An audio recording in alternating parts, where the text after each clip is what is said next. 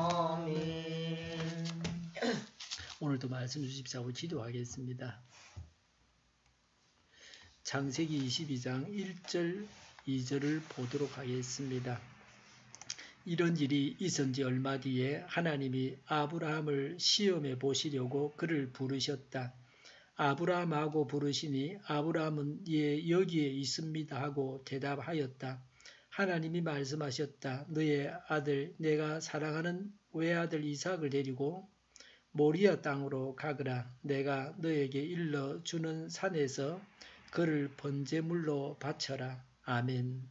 본문은 아브람과 이삭의 생애에서 최고의 사건입니다. 아브람의 일생에서 절정에 도달한 사건입니다. 1절에 하나님이 아브라함을 시험해 보시려고 그를 부르셨다. 아브라함아 하고 부르시니 아브라함은 예 여기에 있습니다 하고 대답하였다고 했습니다. 하나님은 사람의 마음을 꿰뚫어 보십니다. 하나님은 사람의 중심을 보십니다. 그래서 하나님은 시험을 하지 않으실 것 같습니다. 그러나 하나님은 시험하십니다. 사기꾼은 무조건 믿으라고 합니다. 시험하는 것을 싫어합니다. 시험해 보시는 하나님이십니다. 시험 당할 때 우리가 하나님을 믿고 있다는 사실을 보여드려야 합니다. 고린도후서 13장 5절에 여러분은 자기가 믿음 안에 있는지를 스스로 시험해 보고 스스로 검증해 보십시오. 여러분은 예수 그리스도께서 여러분 안에 계시다는 것을 알지 못합니까? 모른다면 여러분은 실격자입니다. 라고 했습니다. 먼저 우리 자신을 살펴보고 따져보아서 자기가 믿음을 제대로 지키고 있는가 알아보아야 합니다. 하나님의 시험에 합격해야 합니다. 하나님은 사람을 시험해서 합당한 복을 주십니다. 복을 받을 만한지를 시험해 보시고 복을 주십니다. 복을 받는 것보다 중요한 것은 받은 복을 빼앗기지 않고 누리는 것입니다. 복을 받아서 누릴 만한지를 시험해 보십니다. 이런 하나님의 시험을 잘 통과해야 합니다. 하나님의 시험에 합격해야 합니다. 시험을 통해서 자격이 있는지 검증됩니다. 마귀는 사람을 유혹합니다. 그래서 사람이 멸망하고 범죄하고 멸망하게 하려고 합니다. 하나님께서 하시는 시험과 마귀가 하는 유혹은 비슷해 보이지만 그 본래의 목적이 전혀 다릅니다. 마귀가 예수님을 유혹했습니다. 그래서 하나님을 버리고 마귀를 섬기게 하려고 했습니다. 그러나 예수님은 마귀의 유혹을 말씀으로 이겨내셨습니다. 2절에 하나님이 말씀하셨다. 너의 아들 내가 사랑하는 외아들 이삭을 데리고 모리아 땅으로 가거라. 내가 너에게 일러주는 산에서 그를 번제물로 바쳐라고 했습니다.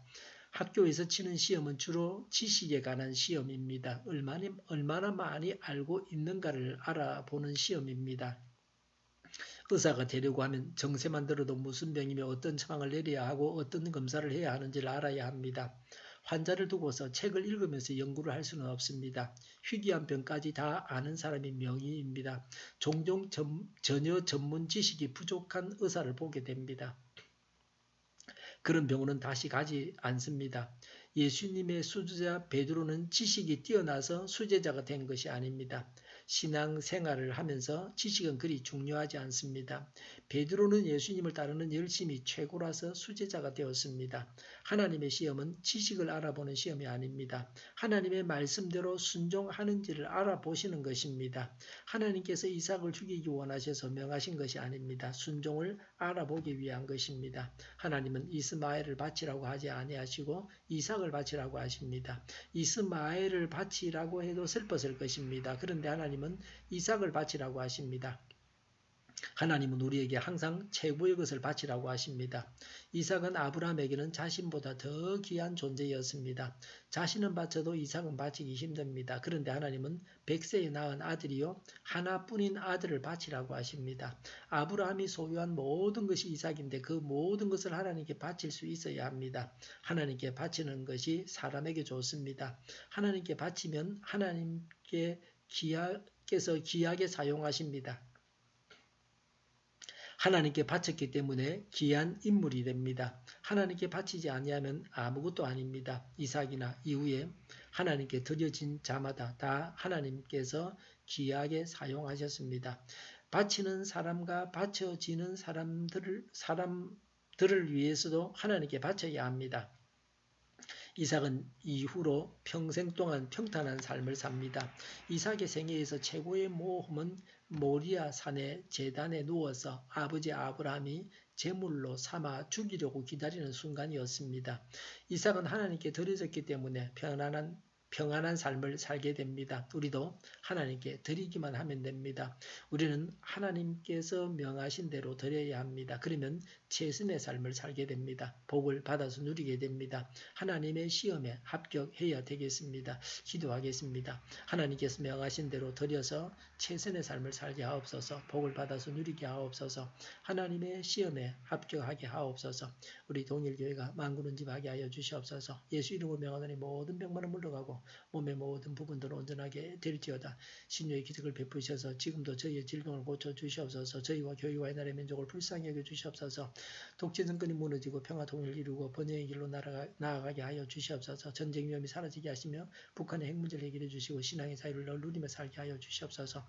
하나님을 대적하는 세력들이 바로 망하게 하여 주시옵소서. 국회가 하나님을 기뻐하시는 법만을 만들게 하시며 반성 경쟁이 모든 법과 내기들이 즉시 사라지게 하여 주시옵소서. 대통령이 통치를 잘하게 하시며 지진이 일어나지 않게 하시며 출산 위로 올라가게 하시며 에너지 정책을 친환경적으로 세워서 집행하게 하여 주시옵소서. 늘 맑은 공기를 마실 수 있게 하여 주시옵소서. 재활용품을 생산 단계에서부터 잘 통제하게 하여 주시옵소서. 오늘도 성령님을 따라서 차고 넘치는 삶, 복된 삶을 살게 하여 주시옵소서. 감사와 찬양을 주님께 돌려드리며 예수님의 이름으로 기도하옵나이다. 아멘.